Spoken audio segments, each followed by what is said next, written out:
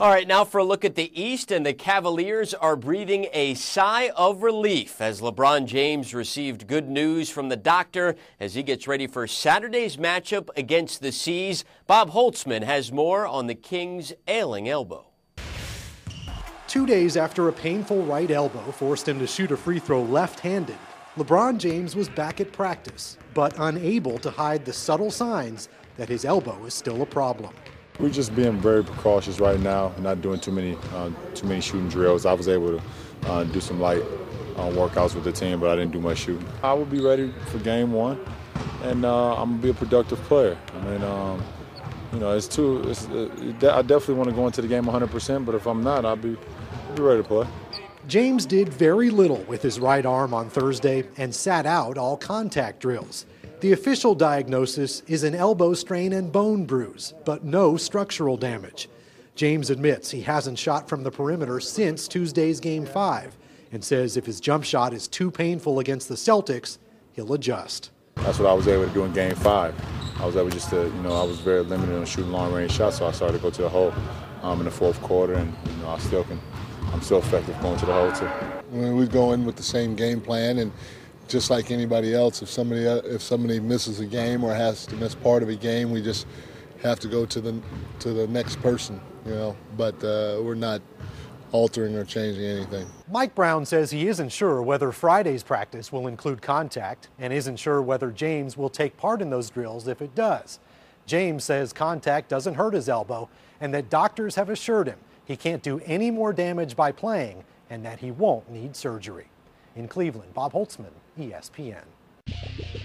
And LeBron has faced the Celtics just once before in the playoffs, 2 seasons ago in the conference semis, a series the Cavs lost in 7 games. LBJ struggled in the first 4 games of that series, shooting just 25% from the field. However, he did pick it up in games 5 through 7, scoring better than 37 points per game.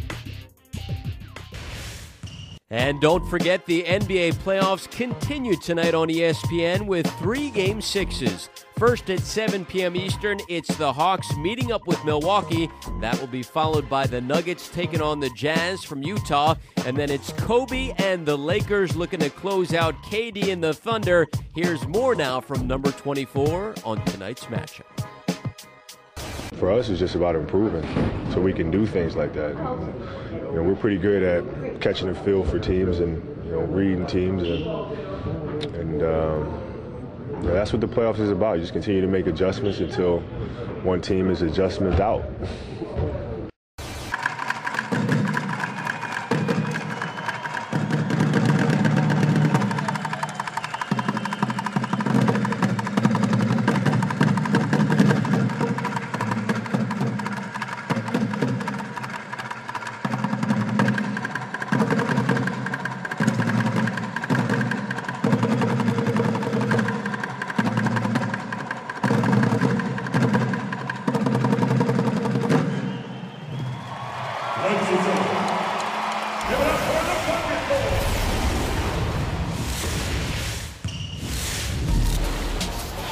All right, time for your playoff dunks, and we begin with Steve Nash climbing the ladder to the man of the evening, Jason Richardson.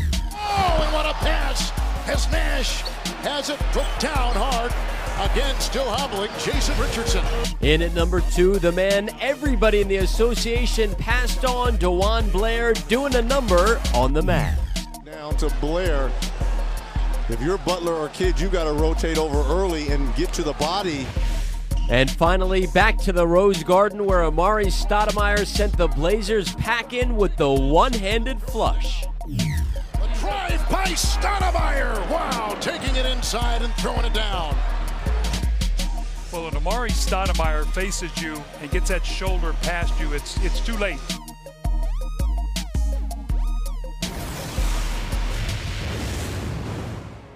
And tonight's stat sheet stuffer is none other than Tim Duncan. Duncan helped propel the Spurs past the Mavericks in 6 games, scoring 17 points in the finale on 8 for 17 shooting. He also grabbed 10 boards, dished out 5 dimes, and added 3 blocks as well. Tim Duncan is your stat sheet stuffer of the night.